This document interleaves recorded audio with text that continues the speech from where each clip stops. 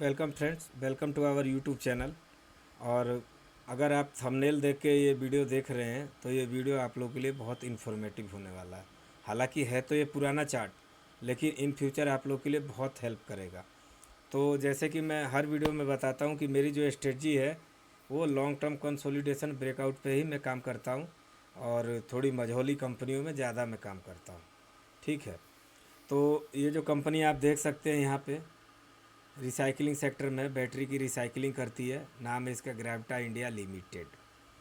तो चलते हैं इसके चार्ट पर डिस्कशन करते हैं कि क्या हुआ और क्यों इसमें इतना बड़ा पैसा बना, और क्यों इसने इन्वेस्टर को इतना अच्छा रिटर्न दिया। अब इसमें आप लोग को ये भी देखना होगा कि कोई भी बाई सेल रिकमेंडेशन नहीं है। मैं सिर्फ चार्ट के अकॉर्डिंग ये समझाना चाहता हूँ कि ऐसे चार्टों को देख के आप इन फ्यूचर प्रैक्टिस करेंगे। हाल फिलहाल में अगर प्रैक्टिस चालू करेंगे तो आने वाले समय में जब मार्केट में ऐसे चार्ट मिलेंगे तो उनमें ये पैटर्न देख के और उनके फंडामेंटल को देख के आप भी एक प्रॉफिटेबल ट्रेडर की जर्नी में शामिल हो सकते हैं। तो मार्केट में कुछ भी शॉर्टकट नहीं है। विदाउट एक्सपीरियंस यहाँ प्रॉफिटेबल बनना बहुत ही मुश्किल है। तो चलते हैं चार्ट के ऊपर। देखिए, ये जो ग्रेविटा इंडिया का चार्ट है, लिस्ट हुई है कंपनी तकरीबन 1 तारीख दिखा रहा है नवंबर 2010 में। और यहाँ से थोड़ी सी कंपनी ऊपर गई, लिस्ट हुई थी, लिस्टिंग का प्राइस इसका 40 रुपये था और इसका ऑल टाइम हाई था 188 रुपये।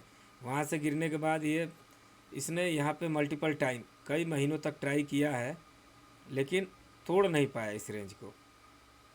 ठीक है। तकरीबन 2012 से 18 6 साल में इसने नहीं तोड़ा, फिर ये गिर गई। गिरने के बाद इसने यहाँ पे 2021 में ट्राई किया है। तो ये कितने साल का ब्रेकआउट हो गया? 12 और 21, मोटा मोटी 11-12 साल का हो गया। 12 और 21 यानी कि 10-11 साल का हो गया, मोटा मोटी मान लीजिए।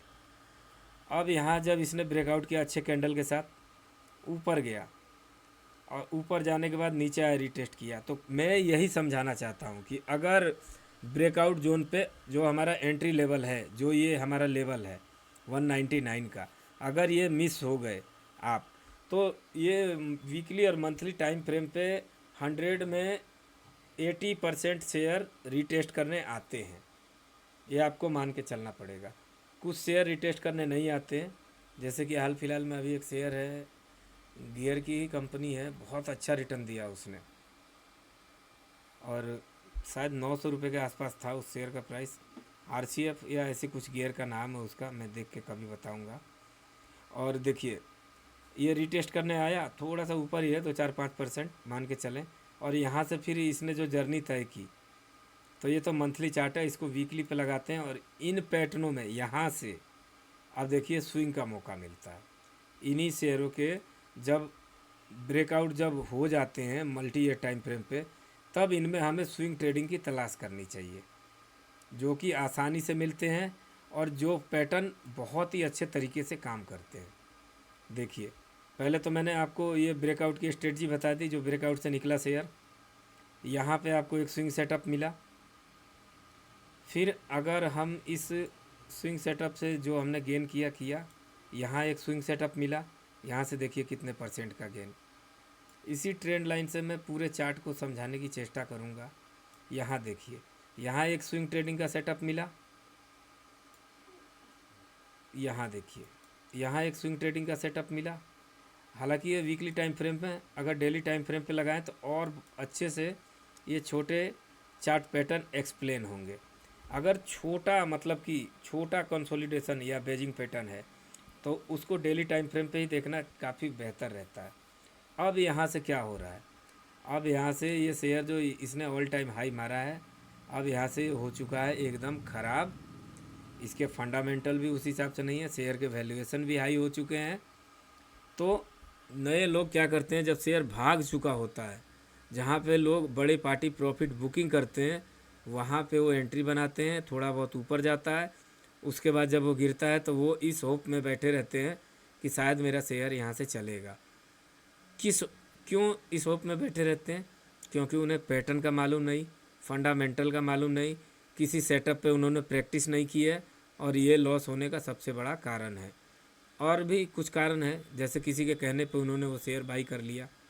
अब ये नहीं देखेंगे कि भाई उसने एंट्री लेवल क्या बनाई थी और वहाँ से कितना परसेंट शेयर जा चुका है। तो शेयर के वैल्यूएशन के भी क्राइटेरिया होते हैं ना दोस्तों।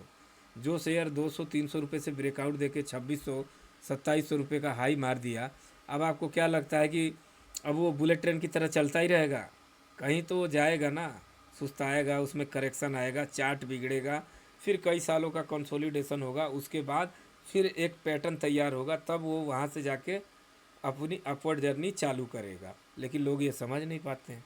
ज़्यादातर लोग इन्हीं पैटर्नों, मतलब पैटर्न बनने के बाद जो शेयर मूव दे देता है उसके बाद ऊपरी लेवल पे जाके खरीदते हैं और होप में बैठे रहते हैं कि यहाँ से रिवर्स करेगा और मैं इसमें अच्छा गेन करूँगा। और नहीं तो वो इस लेवल पे आके जब लॉस करते हैं तो यहाँ पे वो फिर इन्वेस्टर बन जाते हैं, क्योंकि वो सोचते हैं कि अब मैं लॉस, अब 15 जो भी है, मतलब कि अपना कैपिटल डाला हुआ है, उस कैपिटल में जो मेरा लॉस है अब शायद निकल जाएगा। और वो बेचारे इन्वेस्टर का रूप धारण कर लेते हैं और बैठे बैठे 2 साल 3 साल तक अपना blood pressure, sugar, BP high करते हैं। तो विदाउट किसी पैटर्न, किसी नॉलेज, किसी फंडामेंटल का ज्ञान, विदाउट स्टॉक मार्केट में काम करना इजी नहीं है। तो मेरी आप लोगों से हाथ जोड़ के विनती यही है कि सीखने की चेष्टा करें। पैसा अपने आप बनेगा। जब आपको नॉलेज आ जाएगा तो पैसा बनाने से कोई ताकत आपको नहीं रोक सकती है। तो अगर वीडियो इन्फॉर्मेटिव लगा होगा और मैंने आपके ट्रेडिंग जर्नी में कुछ वैल्यू ऐड किया होगा तो वीडियो को लाइक, शेयर, सब्सक्राइब किए बिना ना जाएं। वीडियो में बनाने के लिए बहुत मेहनत लगता है दोस्तों, और आप लोग का एक लाइक और आप लोग के एक कमेंट से और आप लोग के सब्सक्रिप्शन से हमें बहुत मोटिवेशन मिलता है।